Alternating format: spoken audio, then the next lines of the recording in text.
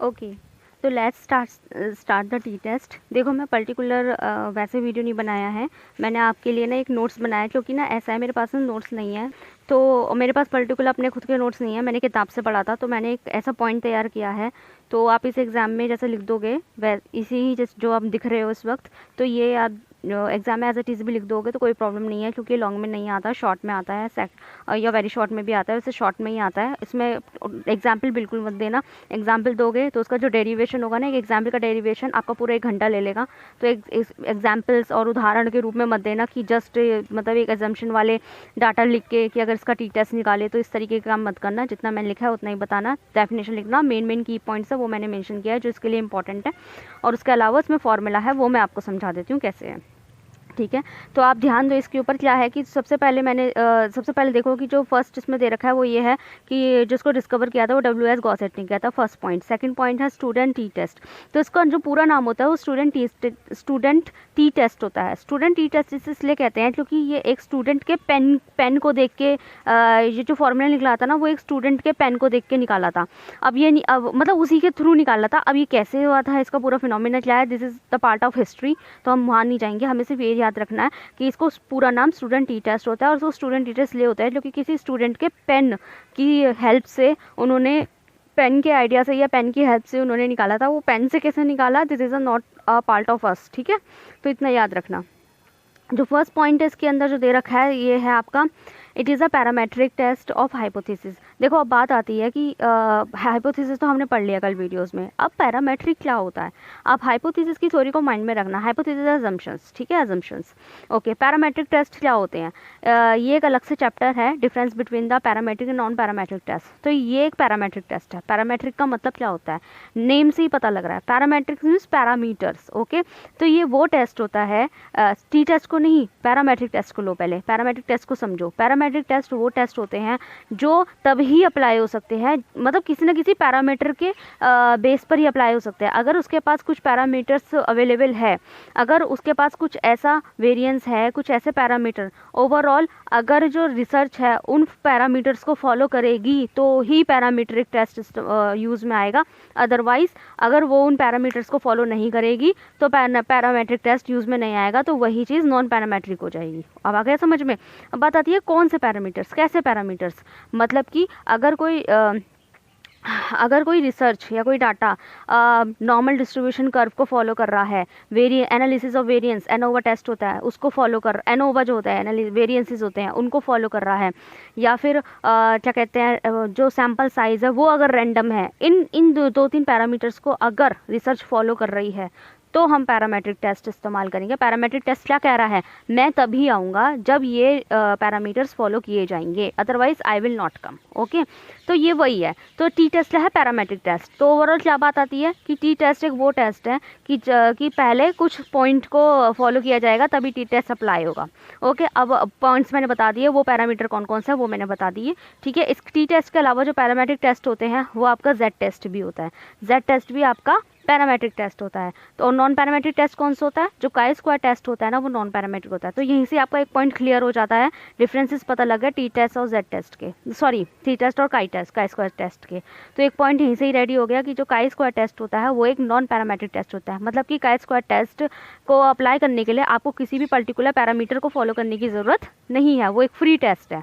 जबकि T test के अंदर काफ़ी पैरामीटर्स को फॉलो करने की ज़रूरत है, जैसे कि मैंने अभी बताया, नॉर्मल डिस्ट्रीब्यूशन का, रैंडम कंट्रोल ट्रायल और रैंडम सैंपल, और क्या कहते हैं, variances. Okay, these are parametric test. Clear.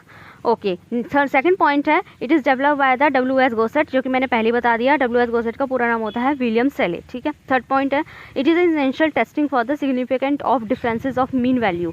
इस लाइन का क्या मतलब हुआ, इस लाइन का मतलब वही हुआ कि टी टेस्ट तभी अप्लाई होता है जब आप दो चीज़ों के बीच में कंपेयर कर रहे होते हो, दो चीज़ों के बीच, दो सैम्पल्स या दो ग्रुप्स के बीच में, सैम्पल मत बोलना, ग्रुप्स के बीच में, सैम्पल अलग बात हो जाती है। ठीक है, ग्रुप्स। तो टी टेस्ट कहाँ अप्लाई किया जाता है, कहाँ इंपॉर्टेंट है ये, किस लिए एसेंशियल है, जब दो ग्रुप्स के बीच में आप डिफरेंसेस निकाल रहे होते हो, उन दोनों के बीच में कंपेयर कर रहे होते हो। तो ये टेस्ट तभी इस्तेमाल होता है। ये टेस्ट का जो यूज़ होता है ना, वो यूज़ होता है जब आप दो चीज़ों के बीच में, दो ग्रुप्स के बीच में जो है ना कंपैरिजन फाइंड आउट कर रहे होते हो, उनमें कंपेयर करके उनके अंदर का डिफरेंसेस फाइंड कर रहे होते हो, उसको निकाल रहे होते हो, फाइंड वेरिएंसेस को, डिफरेंसेस को कैलकुलेट कर रहे होते हो। तो उस कैलकुलेशन के लिए टी टेस्ट इस्तेमाल किया जाता है। तो ये वही है कि टेस्टिंग किस लिए है, testing the significant of differences mean of value. ठीक है, डिफरेंसेस निकालते हैं, दो मीन्स के बीच का डिफरेंस निकालते हैं। फोर्थ पॉइंट क्या हो गया, it is used when the sample size is small. एक पॉइंट यहाँ से क्लियर होता है, जब सैम्पल साइज स्मॉल है, मतलब कि हॉस्पिटल, स्कूल्स इसी बेस के ऊपर है, तो हम टी टेस्ट इस्तेमाल करते हैं। कंपैरिजन करना थोड़ा आसान हो जाता है।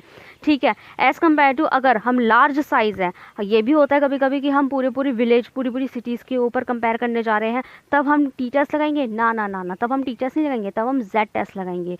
जेड टेस्ट भी जो होता है वो आपका नॉन पैरामेट्रिक, जैसे आपका पैरामेट्रिक टेस्ट था ना, तो ये ना कि हम छोटी छोटी चीज़ों के ऊपर नहीं लगा सकते। पैरामेट्रिक टेस्ट आपका टी टेस्ट भी होता है और आपका जेड टेस्ट भी होता है।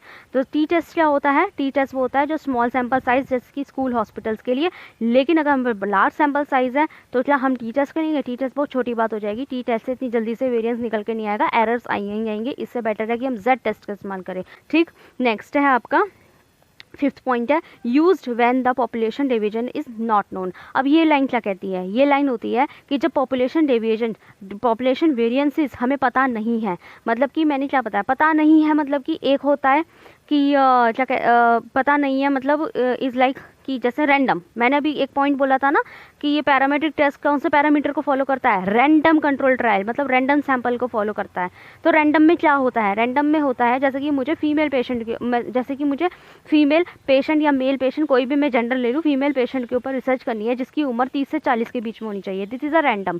तो ये क्या हो गया, ये हो गया कि नॉट नोन, मतलब कि मैं सिर्फ नॉर्मली एक रैंडम पेशेंट ले रही हूँ। लेकिन अगर मैं बोलूँ कि नहीं, फीमेल होनी चाहिए, 37 एज की ही होनी चाहिए और उसका बीपी 130 ही होना चाहिए और वो कार्डियक पेशेंट ही होनी चाहिए, तो दिस इज़ अ, मतलब ये क्या हुआ, बल्कि ये भी मैं छोटी बात कर रही हूँ, इसके अंदर और पॉइंट घुसेड़ दूँ कि उसकी जो हाइट इतना होना चाहिए, बीएमआई इतना होना चाहिए, तो मैंने कितने पॉइंट्स मेंशन कर दिए। तो दिस इज़ अ, ये क्या हुआ, ये नोन में आ गया, ये नोन में आ गया, मतलब कि इसके जो वेरिएंसेस है, जब तक इसके जो डेविएशंस है, मीन डेविएशंस है, मुझे इसके जो पॉपुलेशन डेविएशंस है मुझे पता नहीं होंगे, मैं तब तक नहीं अप्लाई कर सकती। तो क्या है, टी टेस्ट में क्या है, आप रैंडमली कर सकते हो। ठीक है, ये पैरामेट्रिक टेस्ट है और आप रैंडमली कर सकते हो। जबकि अब इसका डिफरेंस निकाले तो फिर वो कौन सा टेस्ट है जिसके अंदर हम ये वाले पॉइंट्स लेने बहुत ज़रूरी हो जाते हैं, वो जेड टेस्ट है। तो हम टी टेस्ट के साथ साथ एक तरीके से जेड टेस्ट भी पढ़ रहे हैं, है ना, दोनों को कंपेयर करते हुए। ओके, 6 पॉइंट है, Mann Whitney U test is a counterpart of the T test. ठीक है, मैन वेटनी यू टेस्ट। अब आते हैं मैन वेटनी यू टेस्ट क्या होता है। मैन वेटनी यू टेस्ट जो होता है काउंटर पार्ट, जैसे कि मैं किसी चीज़ को बता रही हूँ कि मैंने कुछ बोला, मैंने कोई मेडिकल टर्म में कुछ थ्योरी दी और आपने मेरी उस चीज़ को बिल्कुल एग्री किया, बिल्कुल फॉलो किया, जो मैंने बोला आपने उस चीज़ को माना, आपने सोचा कि हाँ ये सही कह रही हो, सही बात है, ये बिल्कुल एग्री है, ये बिल्कुल एक्सेप्टेबल है। तो आपने मेरी उस चीज़ को माना, उस चीज़ को एग्री किया और उस चीज़ को और मतलब कंप्लीट तरीके से माना, 100% तरीके से उसे करेक्ट बताया, तो यू आर माई को पार्ट मतलब कि जैसा मैं थ्योरी दे रही हूँ उस चीज़ को आप भी मान रहे हो, आप भी सेम बात कह रहे हो। ठीक है, तो यू आर माई को पार्ट। लेकिन अगर मैं कोई ऐसी थ्योरी दूँ, मतलब कि आप जिस चीज़ पे एग्री कर रहे हो तो वो नहीं कर रहा, वो किसी चीज़ पे एग्री कर रहे तो आप नहीं कर रहे, तो दीज आर काउंटर पार्टिंग। मैं जो बता रही हूँ ना आप उसको मानते ही नहीं, तो you are just my counterpart, कि आप तो काउंटर रहते हो मेरे से। ठीक है, this is a counter part. ठीक है, तो ये जो चीज़ होती है तो ये काउंटर पार्ट होता है, मतलब कि टी टेस्ट का जो अपोजिट रिवर्स नहीं होता, काउंटर पार्ट होता है कि हमेशा मतलब मेरे से अलग बात कहता है। जिस चीज़ को मैं ना कहता हूँ वो हाँ कहता है, जिस चीज़ को मैं हाँ कहता हूँ वो ना कहता है। ये जिस चीज़ को मैं फॉलो करता हूँ वो डिसफॉलो करता है, जिस चीज़ को वो फॉलो करता है वो मुझे पसंद नहीं आता। तो this is a counter part. तो जो यू टेस्ट होता है ना वो टी टेस्ट का काउंटर पार्ट है। ठीक है, और यू टेस्ट किसने दिया था, मैन वेटनी ने दिया था। इसको MWU टेस्ट के नाम से भी जाना जाता है और ये एक नॉन पैरामेट्रिक टेस्ट है। नॉन पैरामेट्रिक टेस्ट मैंने अभी क्या बताए थे, जो फ्री होते हैं। ठीक है, फ्री टेस्ट जो होते हैं these are non parametric test. इतना क्लियर हो गया। अब कुछ टी टेस्ट के ना टाइप दे रखे हैं। सैम्पल टेस्ट टी टेस्ट और 2 सैम्पल टी टेस्ट। मतलब अब आप एक चीज़ मैं आपको एग्जांपल देती हूँ। जैसे कि मुझे कंपेयर करना है कि कौन सा फ्रूट ज़्यादा मीठा है, आम ज़्यादा मीठा है या सेब ज़्यादा मीठा है। ठीक है, तो मैंने 10 आम उठाए, 10 सेब उठा लिए और मैं उनको खाने लगी, या मैंने लोगों को खिलाया और उनसे पूछा कि क्या बताएंगे कि आम ज़्यादा मीठा है या सेब ज़्यादा मीठा है, इस तरीके से। तो मेरे पास जो जवाब आया कि नहीं जी, आम ज़्यादा मीठा है, aam is more sweeter than the apple. ठीक है, तो ये चीज़ आंसर आया। तो मैंने ये क्या था, ये जो मैंने दो के बीच में कंपेयर किया, ये अलग चीज़ थी। लेकिन ये तो 2 सैंपल हो गया ना, इसका टी टेस्ट का सेकंड टाइप है ना 2 सैंपल टी टेस्ट। तो ये क्या हो गया, ये तो 2 मैंने 2 अलग अलग ग्रुप लिए, एक ग्रुप मैंने मैंगो वाला लिया, एक ग्रुप मैंने सेब वाला लिया, तो ये 2 अलग अलग ग्रुप हो गए। ठीक है, 2 अलग अलग ग्रुप हो गए ना, तो ये क्या हुआ, 2 सैंपल टेस्ट हो गया। देखो उसके नीचे लिखा भी है to compare the mean two different sample. तो मैंने 2 सैंपल लिए अलग अलग। ठीक है, और 2 सैंपल हम कैसे कैसे ले सकते हैं कि अगर मुझे मैंगो पे ही करना है, ठीक है, अगर मुझे मैंगो पे ही करना है, मैंगो पे ही मैं ऐसे भी ले सकती हूँ कि पहला जो सैंपल लिया मैंने मेरठ के मैंगो का ले लिया, दूसरा सैंपल मैंने बिहार के मैंगो का ले लिया, दूसरा सैंपल मैंने बिहार के मैंगो का ले लिया। तो ये क्या हुआ, मुझे दोनों में कंपेयर करना, मेरठ का मैंगो ज़्यादा मीठा या बिहार का मैंगो ज़्यादा मीठा। तो मैंने बिहार इसलिए बोले, वो आपको बता रही हूँ ना, तो मुझे आप ही का याद आ गया, तो मैंने बिहार का ले लिया। तो क्या है कि दोनों में कंपेयर किया, तो वो दो मैं कंपैरिजन निकाल रही हूँ। मैंने बताया ना कि टी टेस्ट हमेशा कंपैरिजन में किया जाता है, तो 2 निकाले, तो मैंने टी टेस्ट अप्लाई किया। लेकिन वो जो था वो 2 सैंपल टी टेस्ट, मैंने कौन सा अप्लाई किया, 2 सैंपल टी टेस्ट। ओके, तो हम मोस्ट कॉमन टेस्ट यही है, 2 सैंपल टी टेस्ट ही मोस्ट कॉमन टेस्ट है। ठीक है, हम 2 चीज़ों में डिफरेंसेस निकालने के लिए यही यूज़ करते हैं।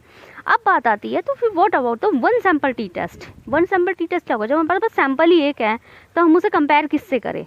ओके, अब ये समझो ये क्या है, ये क्या है कि आपके पास माना 100 मैंगो है, ठीक है, 100 आम है, उनमें से आपने 10 आम निकाले। ठीक है, और आपको उन 10 आमों को कंपेयर करना है बाकी के 90 आम से। ठीक है, तो आपने क्या किया, 10 मैंगोज़ को कंपेयर कर दिया मैंगोज़ की पॉपुलेशन से। ठीक है, मैंगोज़ की पॉपुलेशन से 10 मैंगोज़ को कंपेयर किससे कर दिया, ये फॉर एग्जांपल मैं ये साबित करना चाहती हूँ कि मेरे मेरठ का आम ज़्यादा मीठा है। ओके, मेरे मेरठ का जो मैंगो है वो ज़्यादा मीठा है। अब मैं कैसे प्रूव करूँगी, मैं पूरे इंडिया का मैंगो पकड़ लूँगी, पूरे इंडिया का मैंगो।